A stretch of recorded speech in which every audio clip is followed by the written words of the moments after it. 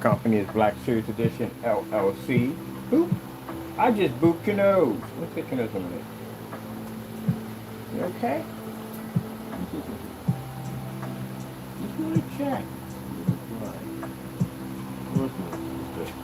Alright, I had to go check and make sure your nose was moisty. Nah, my cat, I went to go touch his nose, it's a little dry. Make sure he's not sick or anything, he's okay. But he is, he's just being him. Anyway, I'm so happy and blessed that we are going to a new level for our company. And God is leading the way for what we need and what we have to get done. Used to doing business online. I'm not used to doing business like out there, which is going to be a whole different, interesting experience. Oh, screwdriver to take this up. Sorry, people. No, we don't even have screwdrivers for this. I think I packed everything, literally. But anyway, yeah, so it's a whole new different adventure for me.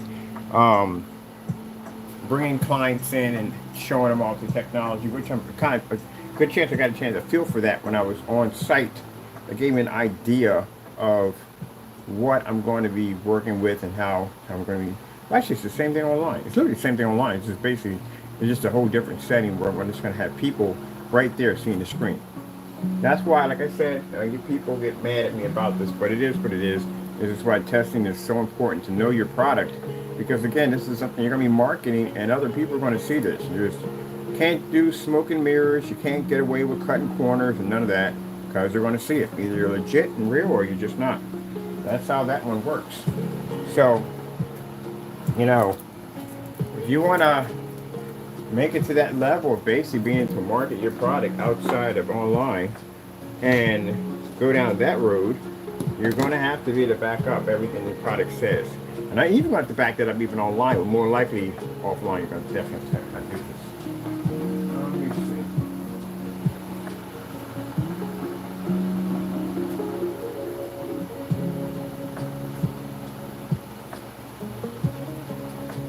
I'm just basically just walking around to see if we got everything. We're not leaving today. I'm just making sure everything is ordered because I do have a move out date, but I'm trying to make sure we got everything and organized the way it should be. On top of that, I got some new ideas for some gamer screens. I definitely want to work on some portable screens, which I think are going to be pretty cool. So I can't wait to start working on that project too. We still have the Apex Gamer. Why do I have it on this? Sorry about that. This is what I was listening to when I got up. Came over here. Let's pause that. Let's go to our site.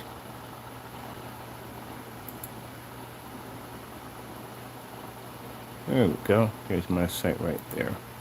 So, as I said before, yeah, we're going to be working on the Apex Gamer, the portable theater on the go. That's going to be our next level we're going to be working on, our next stage we're going to be working on. The Apex, sorry about that.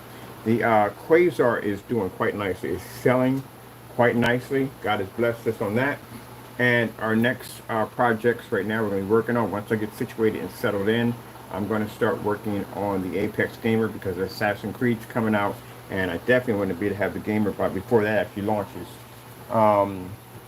Also, too, Theater on the Go. Because Theater on the Go is just more than just being able to take your screen for the RV life, the tiny homes, camping, all the other good stuff you can do with it. But for people who may have smaller areas, and these screens can be utilized, you know what I mean, in a much more sufficient way. Like people, I see people up here have these apartments, and they got these good sized balconies up there, and that'll be a fantastic setup for those balconies. On top of that, for offices, if you're going to be using this screen for business and presentations and stuff like that, that is going to be a fantastic screen. So, really excited about everything that's going on. I have to start working on business cards, or brochures, which we definitely do need, and I do need some t-shirts and some hoodies with my company's logos on it, which would be right quite nicely when we get out there. I said, this is all different because I've done some work out there, but not to the point where we're actually going to be marketing and selling the company out there. Now, yes, we're still going to be doing business online. That's why we still have our websites. That's why we put all the time and effort into updating all these sites so that everything will look professional online. And on top of that, we have companies offline that visit our websites. We want to make sure everything looks professional, everything looks nice, everything looks neat. So that's why I spent the last couple of days in there just updating everything on the site. Whew. And the good thing about it is because it is a business setup where we're going to be doing business from, I can have United States Postal Service come in and just pick up the packages from there instead of me going all the way downtown, which will make it much easier for me.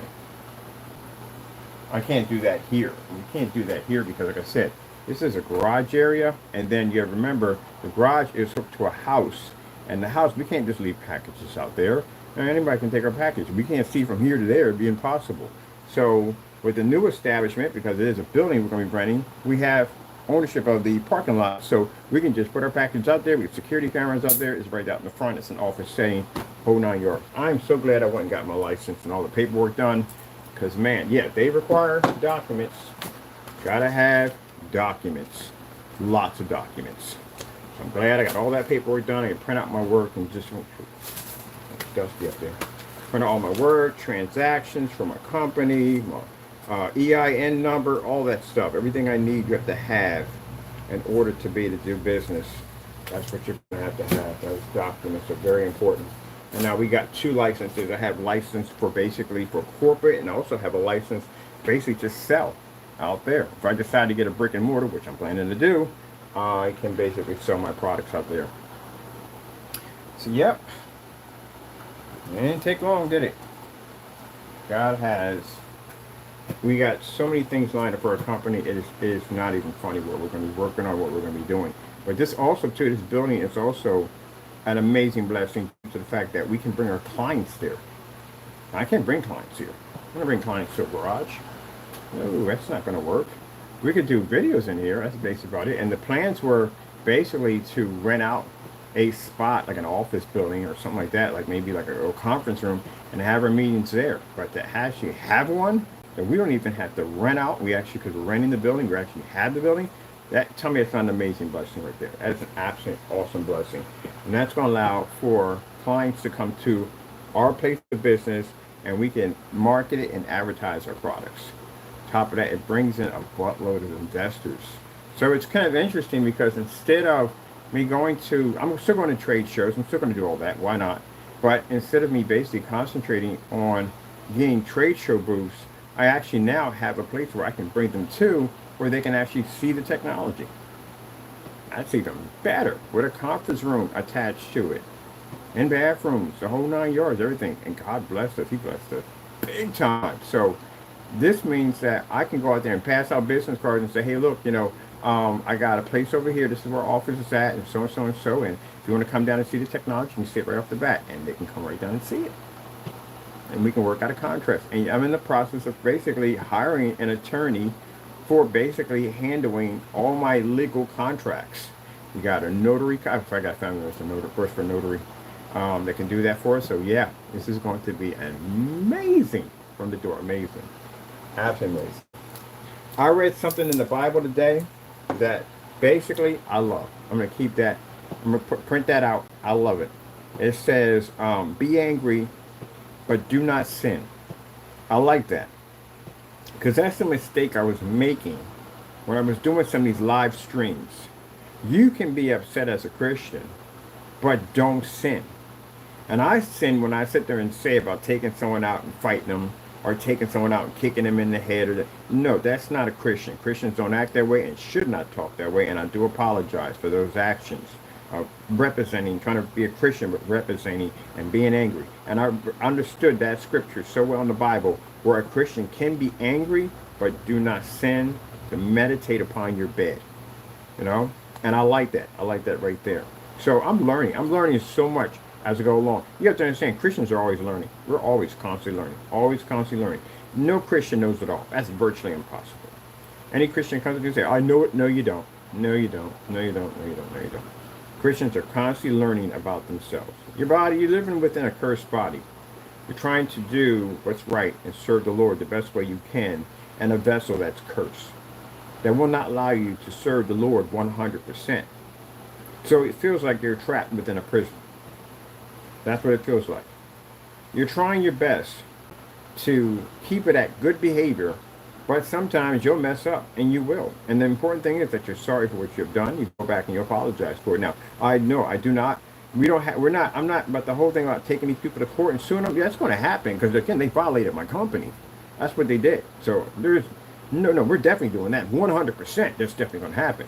But to go about by saying by taking a bulldozer and going through someone's house because you own it now, that's going a little too far. So you got to learn to constantly check yourself. And I do that as a Christian man. I constantly check myself. I constantly evaluate myself. And when I do something where sometimes I get a little too and I get a little angry and I allow that devil to pour through me, I go in and I basically evaluate and go, you know what, I didn't like that about that, what I said, I like that could have, better way I could have done that. Let me go back and recalibrate and do it again. Christians are constantly restructuring themselves. Well, the dangerous part of when you're a Christian is when you won't admit that you made a mistake. That you will not admit that you need to recalibrate and fix it. That you think because you're holier in God, you're 100% always right. Don't do that. That's an extremely slippery and dangerous slope to go down. But no, saying I'm gonna take someone to court and sue them. Oh yes, that's not in the way of being a sin. If someone violates your company, the proper thing to do is to take them to court, prove that they did these things against your company with substantial evidence, and sue them. That's it. That's how all businesses work. Every single one of them. I've never known a business who, well, except for those, basically did the act, carrying on like they did. They went way beyond business tactics and took it into criminal. So right there, they pretty much stained their company. They destroyed their companies already. Their companies are wrecked. They're gone. They're gone. It entertains the trolls. That's what it's entertainment for trolls. But as for to take it as a serious business at the end of the day, it's not taking it away. Because no company does that. No company goes out and does those kind of malicious acts because those malicious acts can get you in trouble. If we're able to get a police document on them, if I was able to get a process server to come to your front door, that means at the end of the day, you committed a crime. Because you know what it takes to get a process server to come to a front door? You have to show substantial evidence that there is enough evidence for the process server to be there to begin with. And the fact that we were able to get the process server to come to the door clearly shows he committed a crime. Yep. So, yeah, that's going to be shown in court because, again, when they look at the document on the process server and they're going to go back and look at the CCB, they're going to look at what we filed and what the CCB considered to be criminal activity due to the fact that they had to have me get a process server to serve him for court. If you don't have enough evidence, you can't go in and just basically make something up, or you can't go in and you don't have enough evidence. You don't have evidence, they'll basically deny it. That's what happens. So you send it through, I had to go through all these different approvals on that application. We needed this, we need that, this, that, and the other. That makes sure no one's wrongfully accused of something they didn't do. People don't make stuff up. So I had to go through all this stuff on this application, and everything we put through passed. And sooner or later, it goes before a panel, and the panel makes a decision from there with all the evidence that was gathered up. Is there enough to prosecute this particular individual? If there is, they get the green light for the next stage, which is a process server. That's hiring the process server. And the fact that a process server showed up at his front door and tagged his door, he already committed a crime. So it's already noted. Now, basically, you can honestly say at the end of the day, well, I was never accused, and I was never charged with it. No, but there was enough evidence to prosecute. And again, statute of limitations on copyrights is quite a bit of time. We have plenty of time to go back and basically, which we have amended all of that particular file, and now it's in the process of being evaluated for the next stage of a process server to go back to the address and serve him. And this time we have enough time to be able to go in and execute everything to bring him into court for that particular problem we were having with him. So that's already done. I think what Fernando didn't understand, and he does jump the gun too much, he came in and said, oh, he didn't have enough to prosecute. And see, this is where reading books and educating yourself is extremely important, because when you get into a courtroom, you're going to have to speak. So you're going to have to be able to carry yourself in a way. You're going to have to know what you're talking about. So if there was a process server that came to your front door It means they had enough evidence to execute the process server. Doesn't mean that if there was no evidence at all, you would have never seen a process server, ever, at all. It would never popped up, nothing at all. There was enough to be able to go through and follow through with that. Having multiple printouts of our copyrighted material on your website, and you basically texting and making statements, it belongs to you, yeah, it was more than enough than what we needed. So the reason why you didn't go to court on that is because it was a timing system. Because by the time we figured out, when we went in and put in all the additional information, because they kept going back to our files and saying, hey, you're gonna need this, you need that, you need this, and this and that. You got too much of that, remove this, remove that. That's why I know how to do it now. We had to go in and fix all that mess. And then when we finally got done, we had one day to figure out where to find a process server in California that could go to his address. And sure enough, we found, he's blessed to find a fellow, which is, he's going to be the same one coming out again because he's familiar with the area. And when they got there, they got to the first one, the bottom floor wasn't him. You got to stop registering other people's addresses as yours, man, because that's not good. That comes up in court. That's going to get you in a lot of trouble. But anyway, they found it was the top because they went through his, what do you call it? Oh my goodness, they went through his LLC and found out he was in apartment E. That's where he would find him. And you sit there and say, oh, you don't know, buddy. It's right there. It's right. It tells you exactly where your apartment is at because you put it there. You want to put it there. But anyway, so yeah, it was found at the apartment E, and that's where they went and knocked on the door. And when they knock on the door, they have to communicate with me back and forth because I have to know everything that's going on. So they explained to me who came to the door, and from there, and they wouldn't take it. They wouldn't take the letter. So he said, what do you want me to do? I said, put it on the door, post it to the door. And that's how he got posted to the door. That's all they need. That's it. Take a picture of that, send it back to me. But by the time it got back to us, it was going on like 11:58. It wasn't enough time for us basically to have that information. And we had a deadline at 12 o'clock. We didn't make the deadline. That's the only thing that saved you from going into a courtroom was time. Now, this time around, we can still go in because we got statute of limitations. We have plenty of time. We reopened the case. And two others on top of that you committed right after that incident. You went and did some more stuff. So that all that was opened up again. All that information was put through. And now it's in the process of going to the process server again. This time we got plenty of time. We got plenty of time for the process server to serve you. And we have plenty of time to get this back to the courts. And then they'll come back out again and send you another notice, which will tell you that you have to have a court date coming up. And this is where you have to be at court, and so and so and so, and blah, blah, blah. And you go from there. Now, if you decide not to show up, then you just forfeit. That's what happens. If he doesn't show up at all, he just forfeits. That's with the CCB. The other two are different. The other two are with the federal court. That's a little different. They involve criminal charges. So if you don't show up for those, you will get a bench warrant for your arrest. They're different. Those are the ones we're following with the federal court. That involves Black Series Edition, and because he used that multiple times without our permission, and he did basically tamper with our copyrights again after the process server went to the door. He did another one just to be nasty. And we got all your text messages about how you're saying that the CCB can't do anything, and this, that, all that's there now. So this one in federal court, he's going to have to show up with an attorney, and he's looking at 5 years for each offense. Those are a little different. And I think CCB is 30,000. The ones involving federal court are about, I think, 250,000 to about $500,000.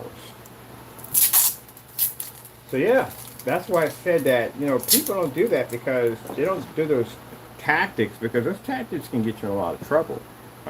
Using my face over and over again without my permission, that's defamation. That's a lawsuit right there. Multiple lawsuits we have on that one. That's why he kept ranting on the phone. We contacted him. He was like, well, you don't have a lawyer. Dude, you're going to small claims court. Those are the first 8 are all small claims. We don't need attorneys for those. It's just me and you and a judge. That's it. You just have to show up. If you don't show up, then you lose it. And trust me, you want to show up in front of a judge. You do not. I've seen with the housing management, how they didn't show up in front of a judge. It does not go well in your favor. If you don't show up all 8 times, it's going to come up in court records that you are no-show and you don't come up. And any judge that sees that, the chances of you even fighting or winning your case is going to be next to 0. So you're going to have to show up for these things. Any of you are the ones who are prosecuting, you're going to have to show up to these hearings. Because if you don't show up to these hearings, it's going to look pretty bad for you. And again, some of them involve criminal charges, so you're going to have to show. United States Postal Service, which we have several complaints against several individuals for abusing their service, one basically contacting people and sending stuff through the mail, which they shouldn't have been sending. The FBI will be coming to your front door. It's not police. That's FBI comes to your front door for that one. They're going to lock you up. They lock you up on the spot. So remember, we have substantial evidence of you contacting businesses. All these have been copied already. These are mine. So they take all those and they basically copy those into the system. This is McAfee. Signed his name to it, Daniel McAfee, and use somebody else's business. Yeah, we got all this. The FBI had all this is in the system now. All this has been scanned into the system, all of it. So this involves United States Postal Service now. FBI is involved and United States Postal Service involved in this. There are criminal charges behind it. You know what happens when you commit, yes, it's mail fraud. Doesn't make a difference if you don't scam or money's involved. That's considered mail fraud. When you use your United States Postal Service to commit a criminal act, they consider that under the line of mail fraud. That's brand new. That has a statute of limitation on it of 5 years that we can go prosecute you on. That was already taken care of. So United States Postal Service is now involved in that, which means now if they're going to basically, well, they'll have your information no time at all, because also to involve, I'm not going to show them, the bar that you use as an address to commit the crime. And they're involved now. Because I would be too. If someone was using my business address to commit crimes, oh heck yes, I want to know about that. Who is this person? Yeah, your Facebook page that popped over on my account with all your information intact. Because we wouldn't have got it if you never went to my site. If you never went to my site and you weren't in there doing the devil's work, we would have never known. We don't go looking for you at the end of the day. We mind our own business. The only time I bring up somebody that you're digging into my business and you're saying something nasty about me, that's how I'm going to react. I'm going to go get your stuff. So you came into our site.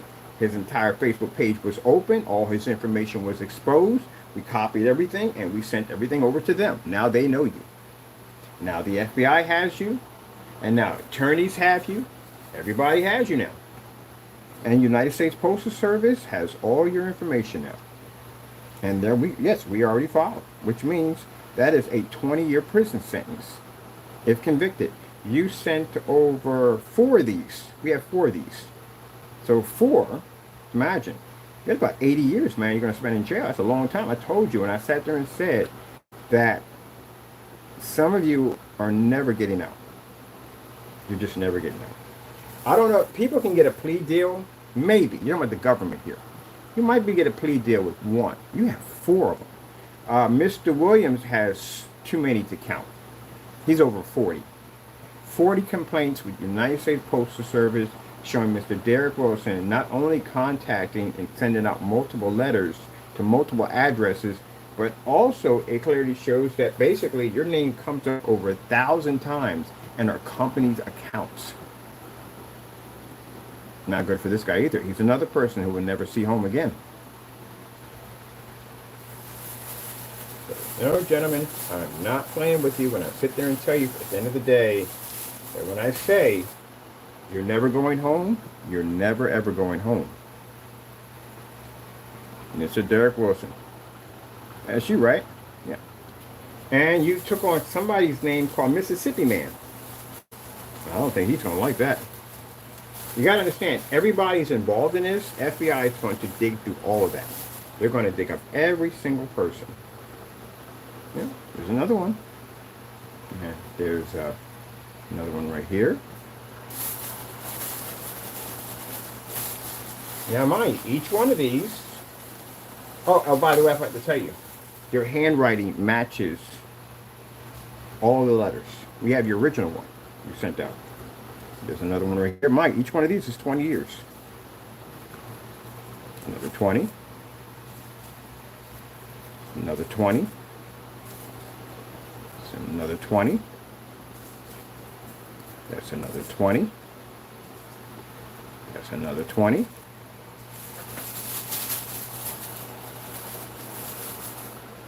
another 20 years. So I have a friend of mine who works at the post office. Well, higher up guy.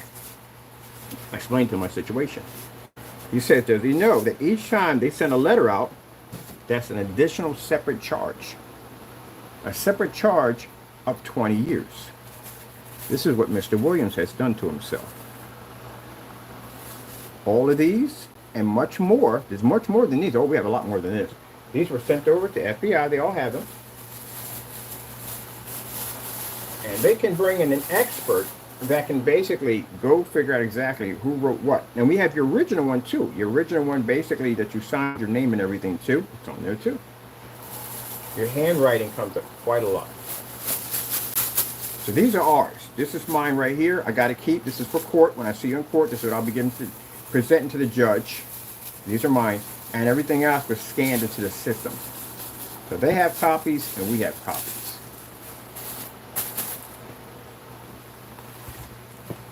You're not going home, gentlemen. Take it from somebody who's been through the system already. You're not going home. I'd rather do that when I'm young, at 16, because then at least, I mean, if I do 10 years, or even 20 years, at least I got some time to get out and do something.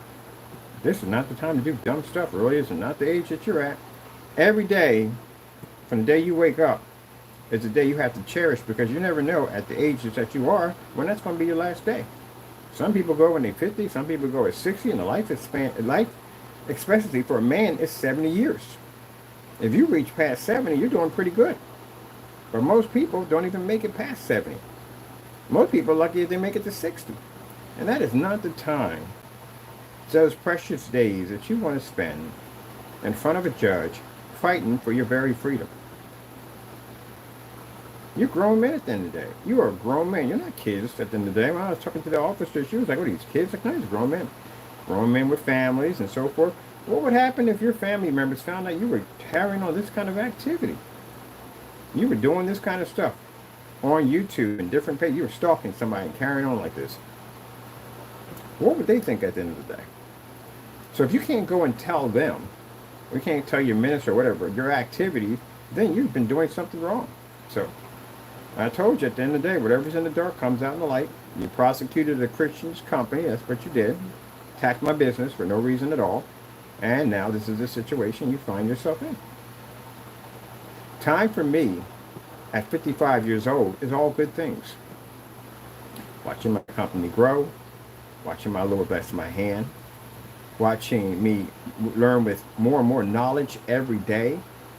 It's all good things for me. Your time is a little different from mine. Your time is going to be spent in a different way. Trying to stay out of jail. Trying to stop from losing everything you own. Because you're going to lose everything. You're going to have to pay a lot of money back. Not just to me. The post office is I think it's something like $1 million. $1 million. It's a $1 million penalty if you're basically accused of one of these crimes. And your signatures are all over it. Inside the letters, it's full of your fingerprints. That's why they're not open. Because everybody's fingerprints are on the outside, but on the inside, your fingerprints are all over that. You didn't think about that, did you? No, you didn't think about it. That's why they're sealed. So the ones that were sent over, they're flooded with your fingerprints. You know how impossible that's going to be for you to get out of a post office fraud charge? Your very fingerprints sit on the very letters that you committed the crime on. And they're all sealed. Every single one of them. Yeah, think about that. I know right now, when I said that, I bet you $100 somebody's heart just jumped right through their chest. Your fingerprints are on there. Yep. You know how easy it is to trace fingerprints today? Extremely easy. You take your thumb and just stick it in the database and boom! Anything and everything comes up. Doesn't have to be through their system. It can be anything. Any place comes up. With your fingerprints attached, like your birth records. So security numbers. All that stuff pops up through the system. Yep. So when I say at the end of the day that I will see you in court, I'm not joking, I will see you in court. Not only will I see you in court, but United States Postal Service or Marshal Department or whatever, the legal department, they'll see you also too.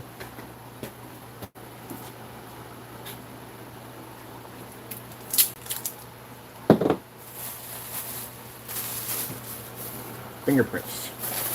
Now, I'm going to get ready because I got things I want to do today. I got quite a lot of moving around about. And I do want to keep this phone on a charge because I've got a lot to do.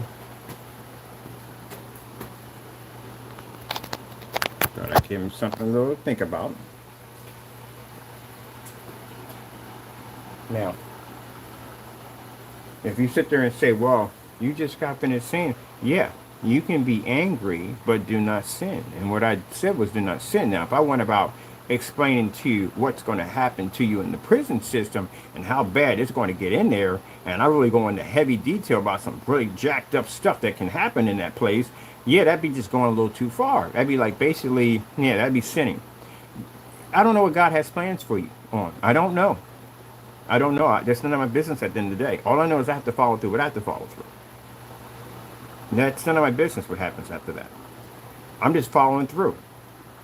You know, for Fernando doesn't understand, Fernando has 2 different cases of post office mail fraud. They were filed already. And he thinks at the end of the day they're just going to disappear, not going to go anywhere. They're going to come get you. But I guess with him, I don't get with him at the end of the day. He feels that, I don't know. At the end of the day, I really don't.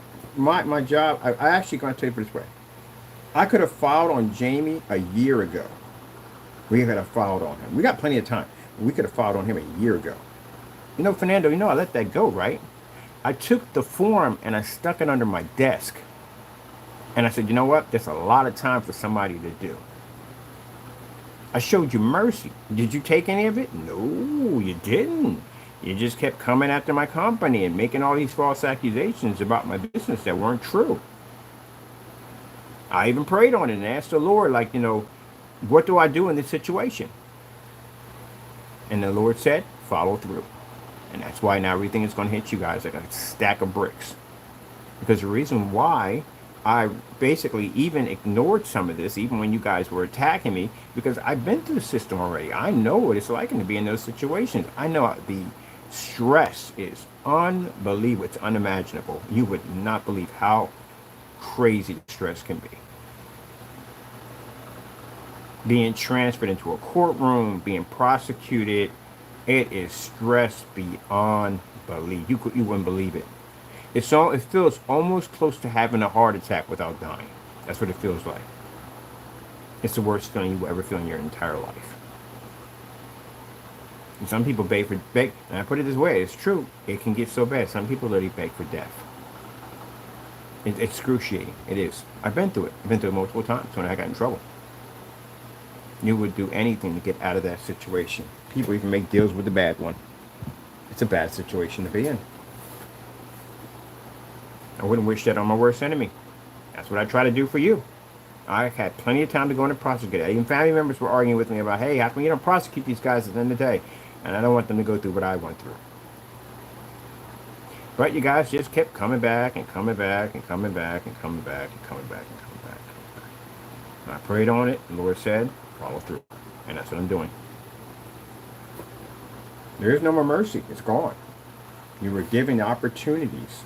So hopefully when you get into this situation, you will find yourself in, hopefully, that God will hear you. Because you will pray.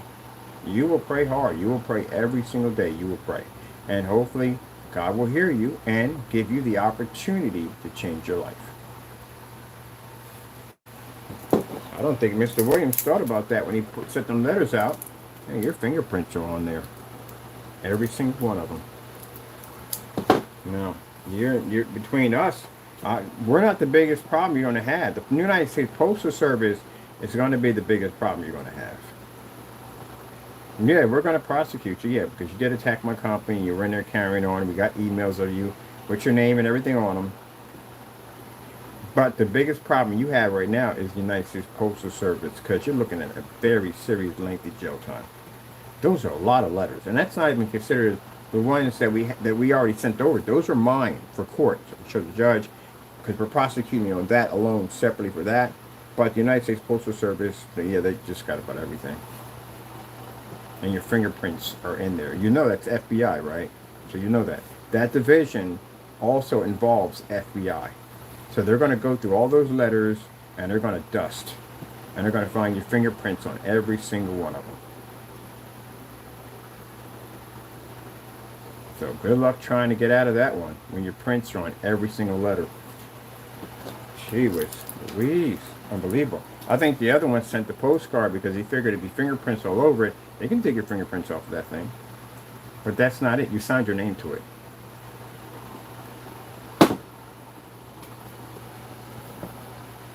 I told you, gentlemen, stop playing the devil's game. I warned you. I bet you're playing it right now.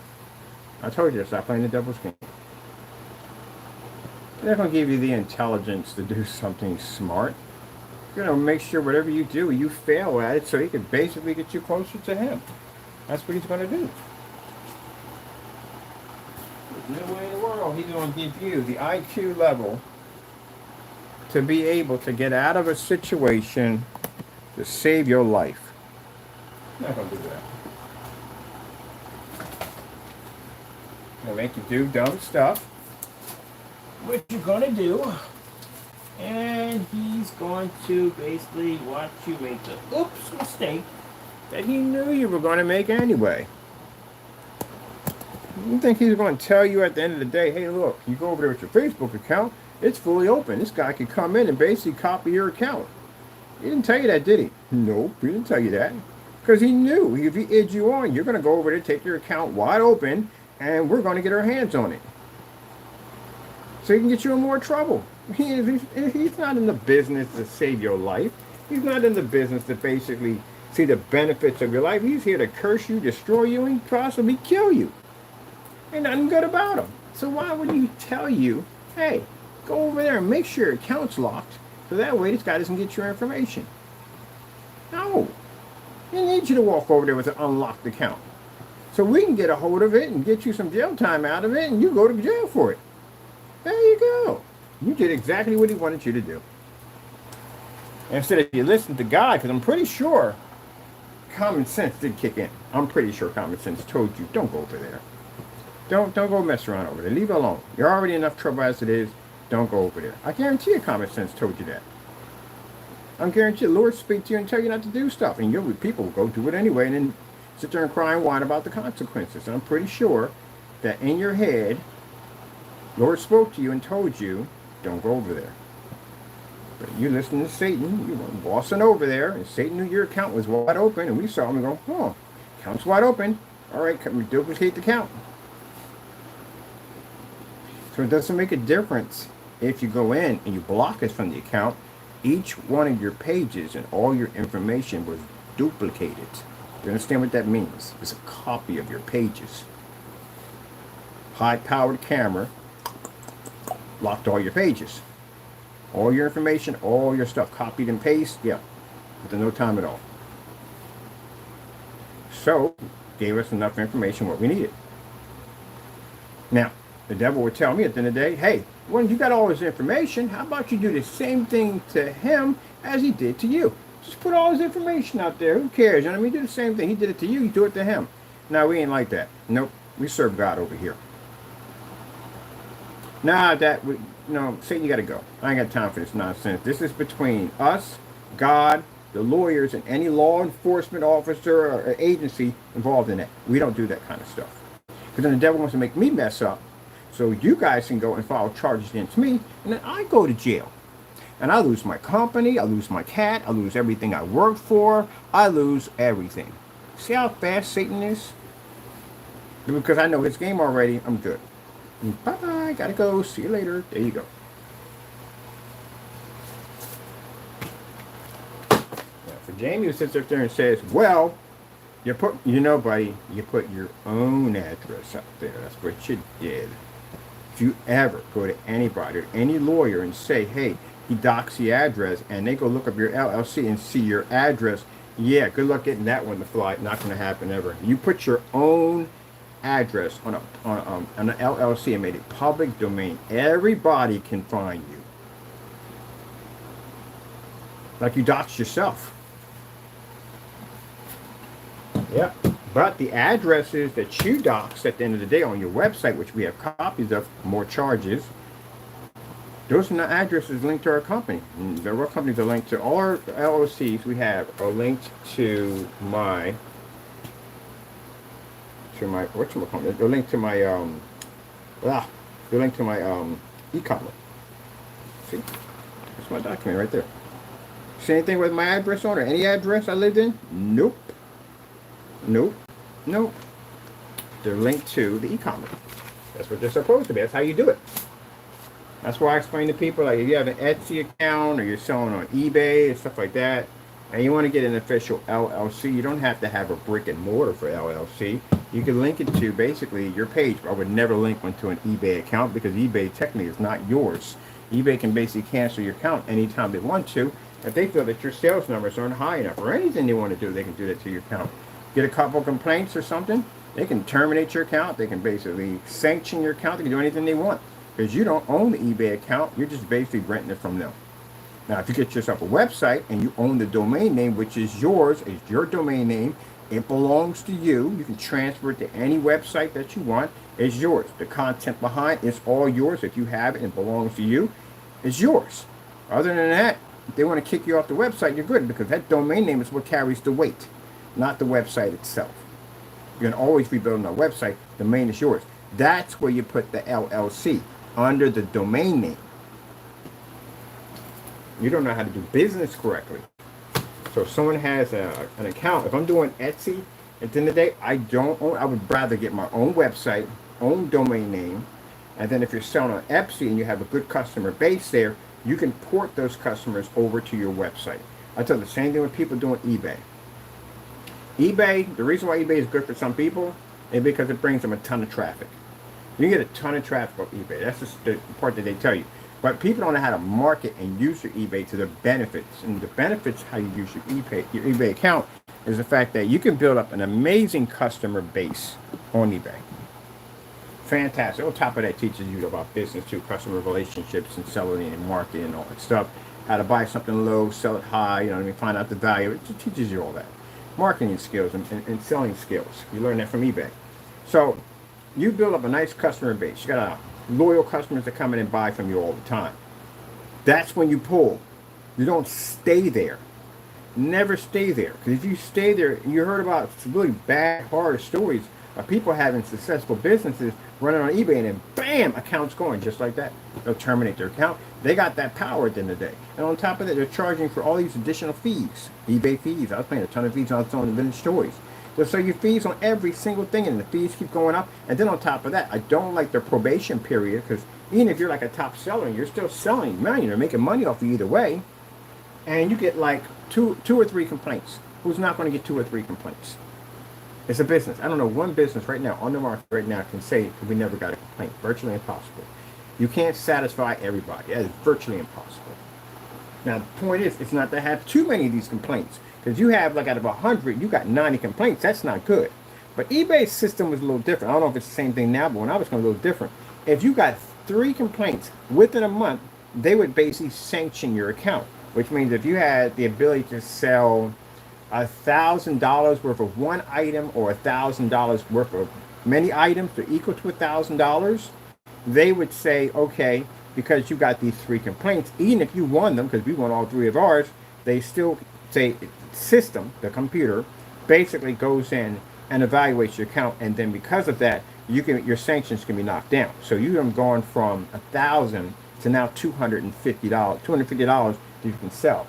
This cuts into your capital big time, causes a ripple effect. Yeah, financially. Now, mind you, some people run their business, they run their homes and their financial life off of eBay. I would never do that. That's why I left. I use eBay. Well, I had a massive following for toys, but I was using eBay to fund my company, Digital and Crystal Screen Paint. That's why I didn't take a loan out of the bank. No way in the world I'm doing that, because I got to pay that money back. What if I don't pay it back? They take my company. So what I did was I basically started a business to run a business. I went and found some places, did some research. My mother used to be a collector. She used to collect antiques. I learned from her. She's the one that taught me how to find antiques and so how to sell it, how to make money. And that's what I did. I went and found a bunch of vintage toys. I knew where to find them, where to get them at. Mint condition, still sealed. And I was selling these toys on eBay for an amazing price. So I was making good money off eBay, but I was using that money to fund Digital One Crystal Screen Paint. And when Digital One Crystal Screen Paint got to the point where it can make its own money, I left eBay. But one of the things I learned when I was on eBay, I didn't like the fact that they controlled everything. And you really, at the end of the day, if they wanted to get rid of you, they just can. So when you have your own website, you'll notice the difference. You know that you have more power, more control. You're not going to pay them like at the time, I don't know how much it is now. For each picture, you got to pay money for each picture.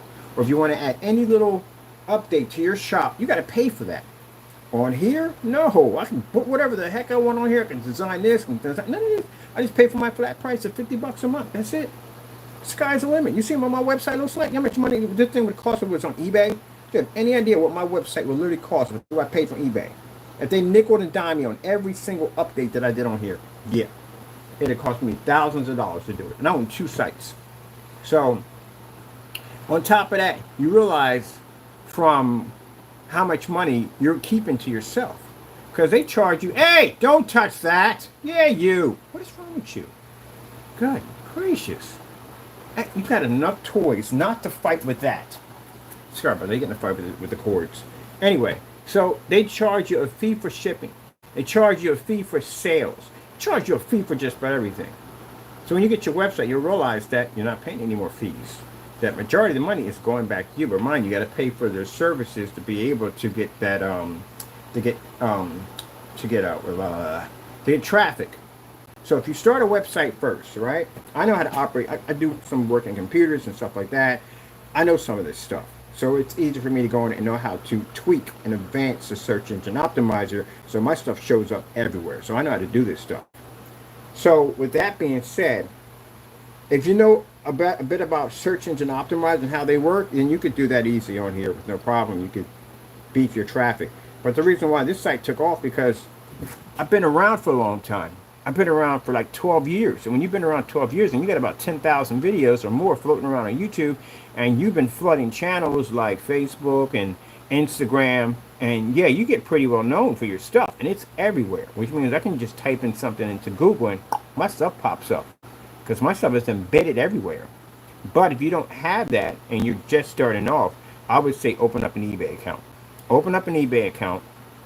Use their traffic to be able to build up a good customer base and sell good products. Do not lie on specifications.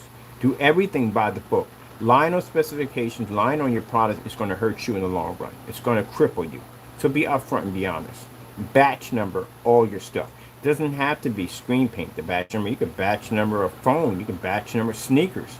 All you're doing is just going in and you're just recording the item and everything, making sure it works perfectly fine, putting it in the box because now you have a detailed recording and timestamp of the item that you shipped off. And then the customer has a 100% guarantee that the item is working 100% because there's a recording of it. And there's less of a chance of them sending you back something that's not yours. At the end of the day, you get your stuff back 100% because you can take that to court and you can basically fight your claim. That's the reason why batch numbers are important. But anyway, so you build up a nice customer base. Now, like I said, I was selling toys for screen paint. If I had basically was selling toys and I built a website, I could have easily ported my customers from there over to here. Because I didn't basically tweak a search engine optimizer for toys, I did it for screen paints. So, with that being said, I know I say that a lot, you build up a nice customer base, you're making good money, port your customers, put out information, don't put it on the page because they find it, they're going to ban your site. Go in and just send them messages through their email, say, hey, look, I'm starting up a new company, I'm going to be on this, I'm designing my own web page, this is what you send over to them, and you send it to them in their email. Every time they buy something, you send it through the email. Do not post this on your account, they'll see it, they'll ban your account. And this is going to allow your customers to go, okay, he's leaving eBay, if I want to continue to buy his stuff, it's going to be on the website. And then you port all your customers over here. Now you got a traffic flow constantly hitting your site. That's what you have. Traffic flow constantly hitting your site, and you can put your traffic over there, and then you can upgrade on here and actually bring in more customers. But at least you start off. Some people start off with a website, and the problem with their website is the fact that they're trying to accumulate traffic. But eBay is a fantastic way for basically redirecting. I said it with anybody. If you're dealing with any form of platform, make sure you redirect it to your own website. Own your own website and put your LLC only to your domain name. Do not put it to Etsy. Don't put it to eBay. Don't put it to any one of those. Because if your eBay account, they get rid of your eBay account, guess what? You don't own the account.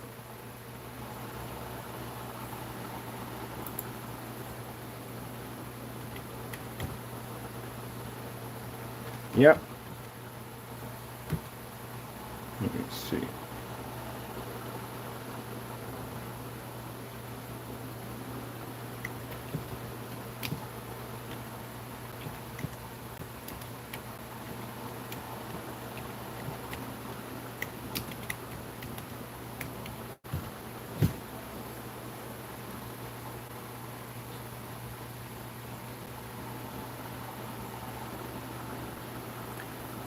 I hate this when they do this in my accounts. I swear. There we go.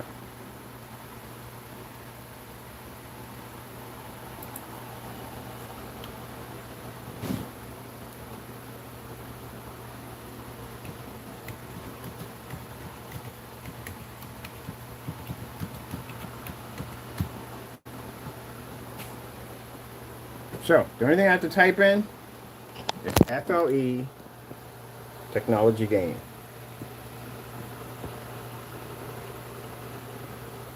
That'd be us. Because my search engine, even in my tags under in here, everything has a certain I can't tell you what it is. It's something that I put in there that allows for everything to read exactly the same way. It all reads the same way. It's like a thumbprint. You got to design your own digital thumb. What's a good way to put it? A digital thumbprint. A digital thumbprint. Yeah, it's a certain keyword that you use over and over and over again called a digital thumbprint that basically shows up everywhere.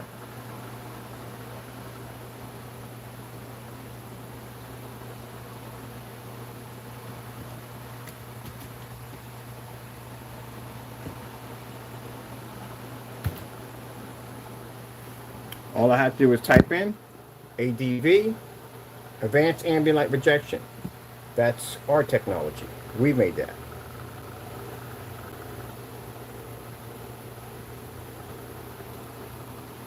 So what I'm showing you is that you have to be persistent and you have to have demonstrations are most important. If you don't do enough test demonstrations, you have to do a lot of demonstrations. All those test demonstrations, all that stuff is important because it's going to show up over and over again. You're going to do a ton of work. If you don't do the work at the end of the day, then you're not gonna get the people just not you're not gonna come up. People just are not gonna recognize your stuff, man.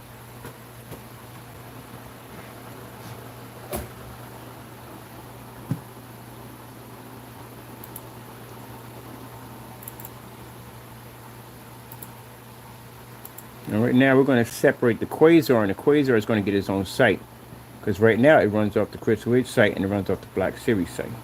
We want the quasar to have its own site. Let's see. So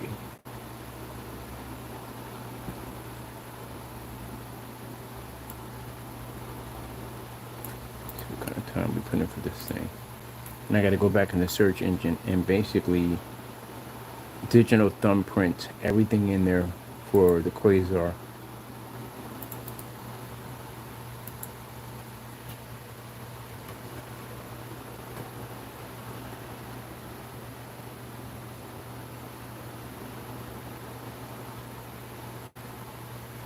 The quasar's name is so well digitally.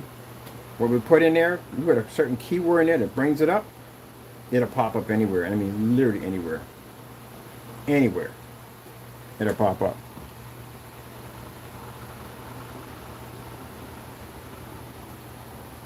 Even the background shot. See the background shot for this right here? That'll come up on the quasar. Any kind of digital art we use, if we type in those certain codes in there, it'll bring it up. That's the big outs. The background for the big outs. It'll bring it up.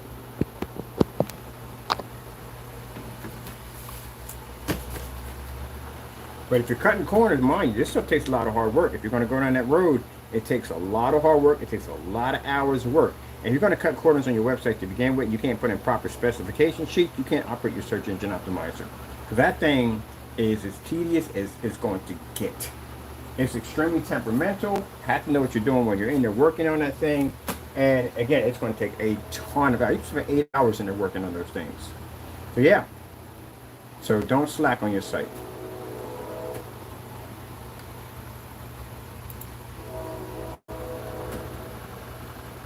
Charlie, I will miss you. I forgot I'm buying a train. I'm buying me a Lino train. Big one.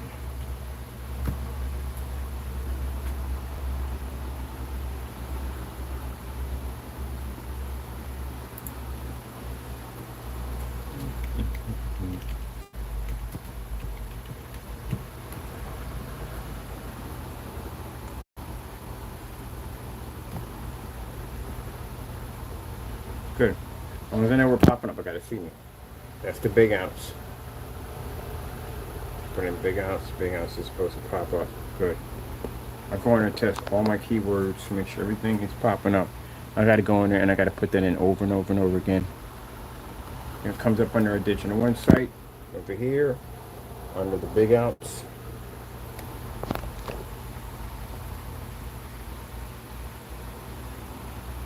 I find it interesting. We tested all these paints already. We've done all the smarter surface. Yep, we did theirs too. That's pretty cool. I think about that. We tested all these companies already. All right, let me see. What's my battery life here? Because I got things to do. I got a lot to run around to do. Yeah, I don't want to. It's charging, but still, I want to keep my battery fresh. I'm out of here, people. I got stuff I got to do today. Today's a very busy day for me. Hope you enjoyed. Got to go. Thank you for your time, and God bless.